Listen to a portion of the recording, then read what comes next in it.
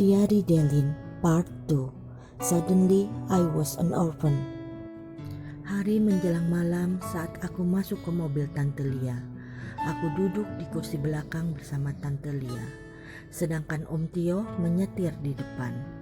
Sepanjang perjalanan pulang ke rumah, aku hanya diam sambil menyenderkan kepala di pangkuan tanteku.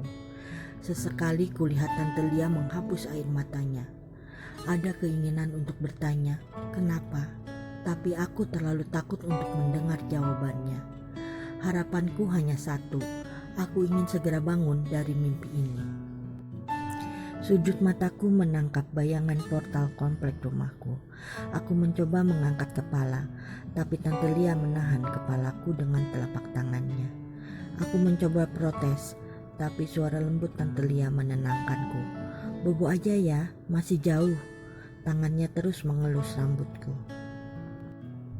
Aku tahu Tante Lia bohong, tapi aku sudah kehabisan tenaga untuk mendebatnya. Hari ini sangat melelahkan. Aku cuma ingin segera sampai rumah dan berbaring di atas ranjang Hello Kitty-ku. Mataku melirik jendela mobil. Aku melihat bendera kuning terpasang di sebuah tiang listrik. Semoga bukan orang yang kukenal, gumamku lirih dalam hati. Delin, bobo di rumah tante dulu ya malam ini. Besok baru tante antar pulang. Rumahku hanya berjarak beberapa rumah saja dari rumah Tante Lia. Aku pun sudah biasa pulang dan pergi sendiri ke rumah Tante Lia. Tapi entah kenapa ada kekuatan yang membuatku menurut. Padahal biasanya aku cukup berani untuk menyatakan penolakanku. Malam itu aku tidur di kamar Yasmin, sepupuku, anak Tante Lia. Aku menangis.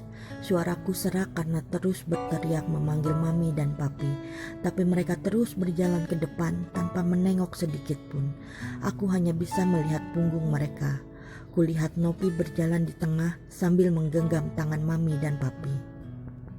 Aku menjerit sekencang-kencangnya, "Mami, aku di sini." Tiba-tiba aku merasa tubuhku ditarik dan diguncang seseorang. Aku menutup mataku rapat karena takut. "Lin," bisik kakakku di telingaku. "Bangun, Lin." Perlahan ku buka mata. Kak Yesi ada di hadapanku. Matanya terlihat sembab. "Kita pulang yuk." Aku mengangguk. Aku senang akhirnya ada salah satu dari kakakku yang datang menjemput. Kak Yesi menggandeng tanganku. Kami berjalan bersama. Entah kenapa, begitu keluar dari pagar rumah tanteku, aku merasa semua orang memandangku dengan tatapan aneh.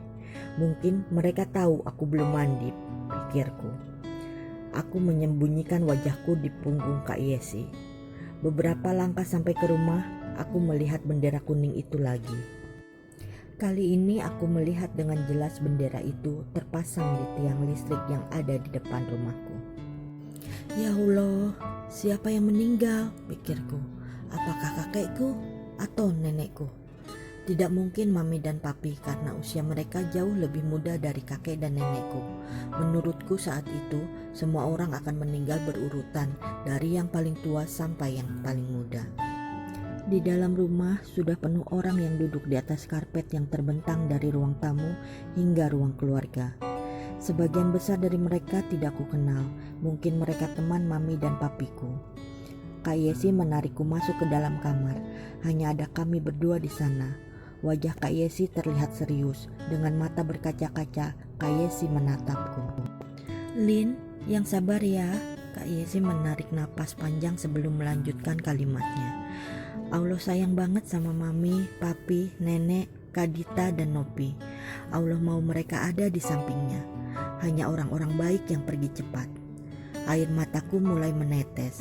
Semua yang kutakutkan terjadi di saat bersamaan. Sedikit demi sedikit ingatanku mulai terbuka. Aku ingat terbangun di dalam mobil saat sebuah kereta menghantam bagian tengah di sisi kiri mobil yang dikendarai papi. Aku juga ingat saat tubuhku dibaringkan di atas bebatuan di samping rel kereta. Tapi aku hanya ingat kejadian itu sepotong-sepotong, seperti sebuah cuplikan film di kepalaku. Ini sudah takdir. Allah pasti punya rencana buat kita. Jangan takut, Delin gak sendiri. Masih ada Kak Yesi dan Kak Lisa di sini. Kami akan selalu ada buat kamu, Kak Desi dan Meli. Aku sudah tidak bisa lagi mendengar kelanjutan kalimat Kak Yesi. Tubuhku terasa melayang. Aku gak bisa menjelaskan apa yang kurasakan. Semuanya terasa hampa, kosong. Aku merasa seperti tersesat di dalam hutan seorang diri dan tidak tahu arah pulang. Kak Yesi memelukku. Tangisku pecah di bahunya. Kami berdua menangis sesungguhkan. Aku tidak tahu apa rencana Tuhan untuk keluarga kami. Tapi aku merasa ini terlalu berat untukku. Siapa yang akan mengantarku sekolah? Siapa yang akan mengambil rapotku? Siapa yang akan menjahit baju sekolahku? Siapa yang akan memberiku uang jajan?